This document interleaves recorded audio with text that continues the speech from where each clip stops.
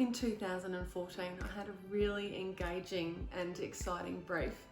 I was looking after a first-time property purchaser, and he was a first-time investor as well. So living at home, rent vesting, and his budget was great. It was enough to get perhaps a villa unit in a really good location, and I was feeling completely protective of him because of his age and his vulnerability. And so we embarked on our journey, and today I'm covering chapter 10 in the last section of the book, and the title is Sally and the Valuable Tip-Off. Now, what happened was I focused in on a property that had been on the market for a little while. Doesn't necessarily mean there's something wrong with it, but it means that you should ask more questions and find out why it hasn't sold. Sometimes the vendor's expectations are unrealistic and then they've suddenly had a price decrease. Other times there might be something fundamentally wrong with the property. So I inspected it, it looked great.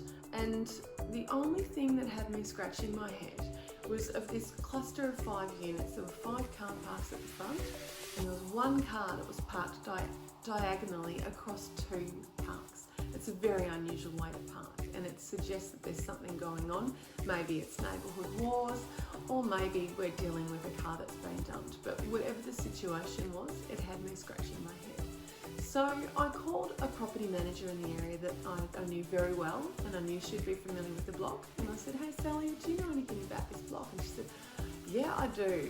There might be a problem there with one of those tenants. I remember years ago managing one in the block, and there was a problem there, and I could not keep a tenant there for very long, particularly single females. They were really uncomfortable with a sense of lack of security or feeling exposed." So she said, "You should look into that." Anyway, I drove out there after 6 o'clock when I knew some of the residents would be home, and knocked on the doors of a couple of the front units just to see if I could catch someone to give me a little bit of insight.